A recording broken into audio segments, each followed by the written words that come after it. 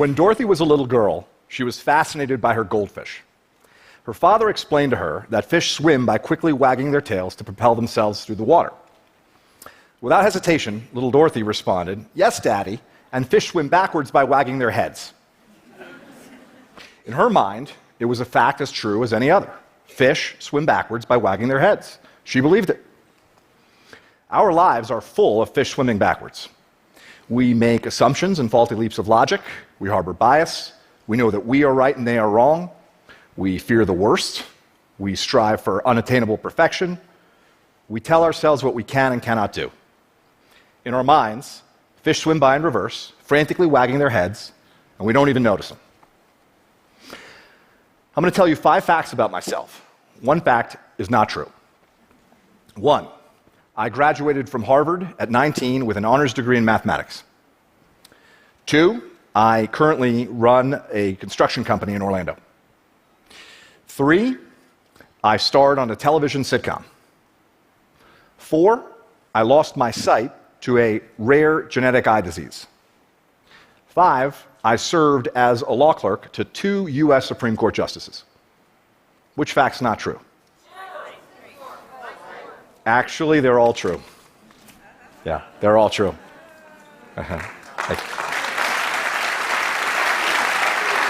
At this point, most people really only care about the television show.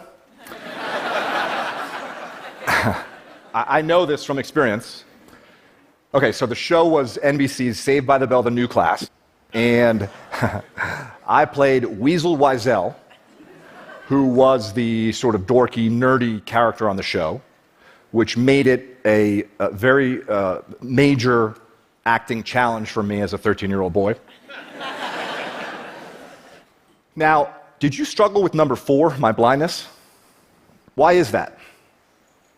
We make assumptions about so-called disabilities. As a blind man, I confront others' incorrect assumptions about my abilities every day. My point today is not about my blindness, however.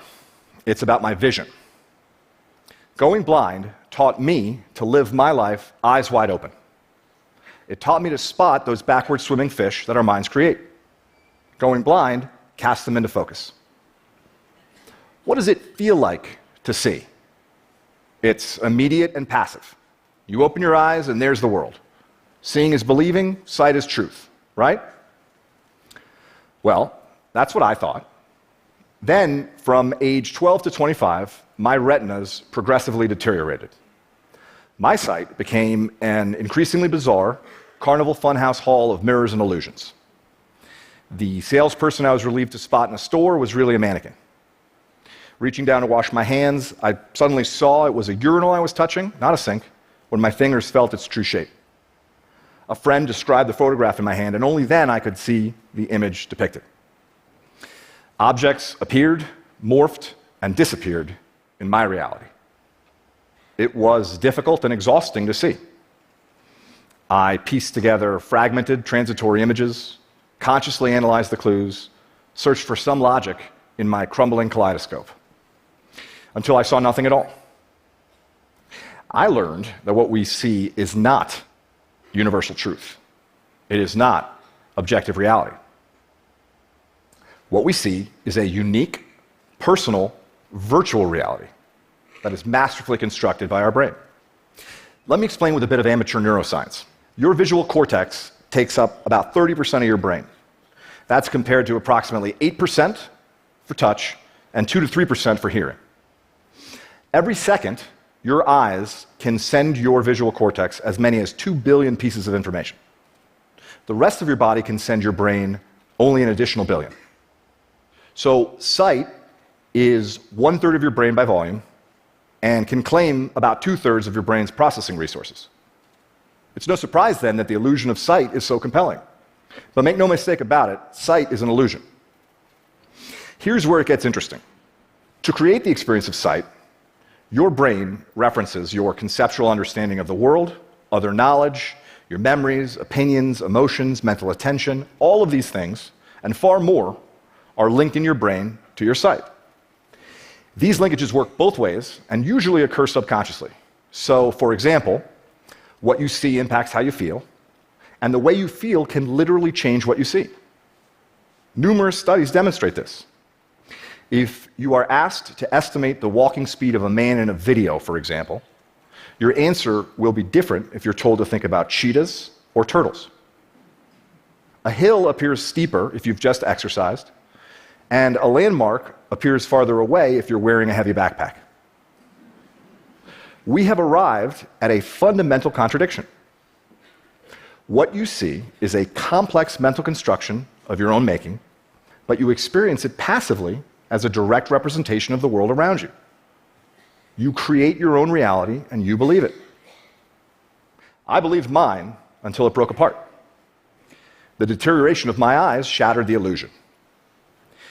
You see, sight is just one way we shape our reality. We create our own realities in many other ways. Let's take fear as just one example. Your fears distort your reality. Under the warped logic of fear, anything is better than the uncertain. Fear fills the void at all costs, passing off what you dread for what you know, offering up the worst in place of the ambiguous, substituting assumption for reason. Psychologists have a great term for it, awfulizing. Right? Fear replaces the unknown with the awful. Now, fear is self-realizing. When you face the greatest need to look outside yourself and think critically, fear beats a retreat deep inside your mind, shrinking and distorting your view, drowning your capacity for critical thought with a flood of disruptive emotions. When you face a compelling opportunity to take action, fear lulls you into inaction, enticing you to passively watch its prophecies fulfill themselves. When I was diagnosed with my blinding disease, I knew blindness would ruin my life. Blindness was a death sentence for my independence. It was the end of achievement for me. Blindness meant I would live an unremarkable life, small and sad, and likely alone. I knew it. This was a fiction born of my fears, but I believed it. It was a lie, but it was my reality, just like those backward swimming fish in little Dorothy's mind. If I had not confronted the reality of my fear, I would have lived it. I am certain of that. So, how do you live your life eyes wide open? It is a learned discipline. It can be taught. It can be practiced. I'll summarize very briefly. Hold yourself accountable for every moment, every thought, every detail. See beyond your fears, recognize your assumptions, harness your internal strength, silence your internal critic, correct your misconceptions about luck and about success, accept your strengths and your weaknesses and understand the difference. Open your hearts to your bountiful blessings. Your fears, your critics, your heroes, your villains, they are your excuses, rationalizations, shortcuts, justifications, your surrender. They are fictions you perceive as reality. Choose to see through them. Choose to let them go. You are the creator of your reality. With that empowerment comes complete responsibility. I chose to step out of fear's tunnel into terrain uncharted and undefined. I chose to build there a blessed life. Far from alone, I share my beautiful life with Dorothy, my beautiful wife, with our triplets, whom we call the Tripskys, and with the latest addition to the family, sweet baby Clementine. What do you fear? What lies do you tell yourself? How do you embellish your truth and write your own fictions? What reality are you creating for yourself? In your career and personal life, in your relationships, and in your heart and soul, your backward swimming fish do you great harm. They exact a toll in missed opportunities and unrealized potential, and they engender insecurity and distrust where you seek fulfillment and connection.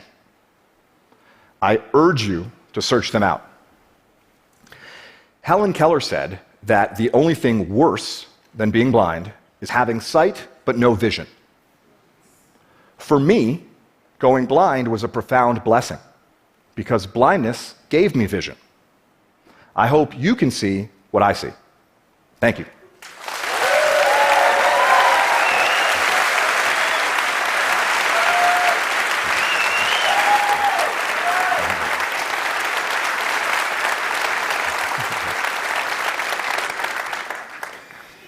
Isaac, before you leave the stage, just a question. Sure. This is an audience of entrepreneurs, of doers, of innovators. You are a CEO of a company down in Florida, and many are probably wondering, how is it to be a blind CEO? What kind of specific challenges do you have, and how do you overcome them?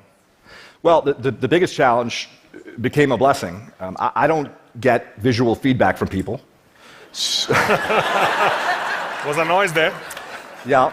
So, for example, in my leadership team meetings, I don't see facial expressions or gestures. I've learned to solicit a lot more verbal feedback. I basically, force people to tell me what they think. And in this respect, it's become, like I said, a real blessing for me personally and for my company, because we communicate at a far deeper level. We avoid ambiguities. And most important, my team knows that what they think truly matters. Isaac, thank you for coming to TED. Thank you, Bruno. Thank you.